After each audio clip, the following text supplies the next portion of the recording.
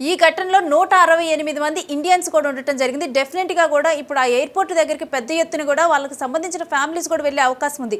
వీటన్నిటి నేపథ్యంలో అసలు ఏదైనా హెల్ప్ లైన్ నెంబర్ ఏర్పాటు చేయడం కానీ, మరోవైపు అక్కడ అసలు ఎటువంటి ఏర్పాట్లు కొనసాగుతున్నాయి వీళ్ళకి ఇన్ఫర్మేషన్ ఇవ్వడానికి?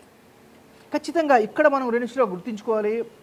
అంటే బస్సు ప్రమాదం వేరు, రైలు ప్రమాదం వేరు, అదేవిధంగా ఒక విమాన ప్రమాదం వేరు. ఎందుకంటే విమాన ప్రమాదం అంటే ఖచ్చితంగా దానికి సంబంధించినటువంటి నియమ నిబంధనలు చాలా క్లియర్గా ఉంటాయి, చాలా స్టబన్గా ఉంటాయి. అన్నీ కూడా ముందు నుంచి కూడా కేటగారికల్గా రాసి ఉంటాయి. అంటే ఒక ప్రమాదం జరిగిన వెంటనే ఏం జరుగుతుంది, ప్రమాదం జరిగిన వెంటనే ఎవరెవరు రియాక్ట్ అవ్వాల్సి ఉంటుంది, ప్రమాదం జరిగిన తర్వాత క్షతగాత్రుల వివరాలు ఏ విధంగా సేకరించి ఏ విధంగా కుటుంబ సభ్యులకు పంపించాలి, అదేవిధంగా మరణించినటువంటి వాళ్ళ యొక్క వివరాలు ఏ విధంగా కుటుంబ సభ్యులకు పంపించాలి.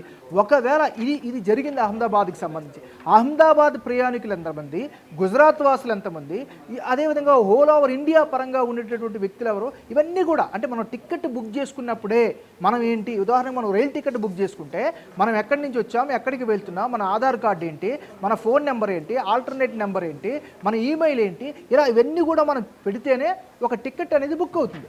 అలానే మనం ఒక విమానం ఎక్కే ముందు, విమానం ఎక్కిన తర్వాత కూడా ఇవన్నీ మనకు స్క్రూటినైజ్ చేస్తారు. సో కాబట్టి సమాచారం పంపించడం అనేది చాలా సులభమైనటువంటి చాలా చిన్న వ్యవహారం.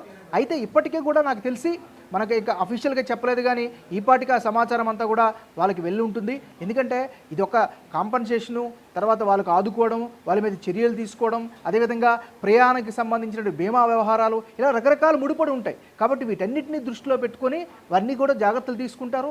నాకు తెలిసి ఇవే మెయిన్ అవుతాయి రేపొద్దున కేంద్ర రాష్ట్ర ప్రభుత్వాలు ప్రకటించే ఏమంటారు కాంపన్సేషన్ కావచ్చు, వాళ్ళకి ఇచ్చేటువంటి పరిహారాలకు సంబంధించి ఇవన్నీ చాలా కీలకం కాబోతున్నాయి రేణుశ్రీ. అయితే ఇప్పుడు ప్రజెంట్ అక్కడ దగ్గరలోనే ఉన్న గాంధీ ఆసుపత్రిలో వీళ్ళకి చికిత్స అందుతున్నట్లు అర్థమవుతుంది. కేవలం గాంధీ ఆసుపత్రిలోనైనా, లేకపోతే దగ్గరలో ఉన్న ఇంకా వేరే హాస్పిటల్ సహాయం కూడా తీసుకొని వీళ్ళకి యుద్ధ ప్రాతిపదికన ట్రీట్మెంట్ కొనసాగుతుందా?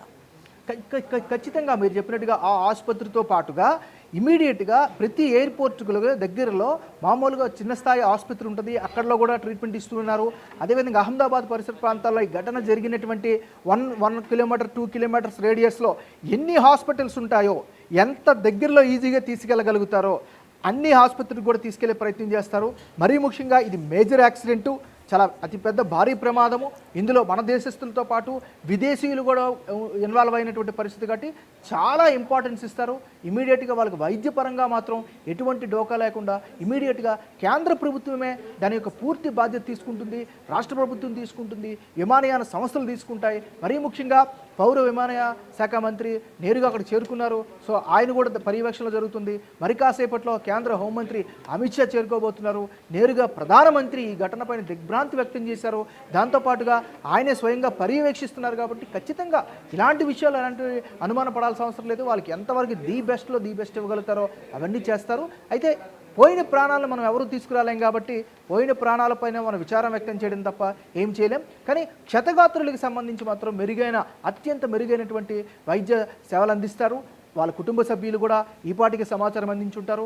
మరొక విషయం అంటే మనకి నాట్ షూర్, బట్ ఇలాంటి ప్రమాదాలు జరిగినప్పుడు వాళ్ళ కుటుంబీకులకు కూడా ప్రత్యేకమైనటువంటి టికెట్స్ రాయితీ కూడా ఇస్తారు, వాళ్ళని అక్కడి నుంచి తీసుకొస్తారు, వాళ్ళని కల్పిస్తారు. అంటే చాలా రకాలు ఉంటాయి, ఫార్మాలిటీస్ ఉంటాయి. అవన్నీ ఇక నెక్స్ట్ తదుపరి జరిగే అవకాశం ఉంది రేణుశ్రీ.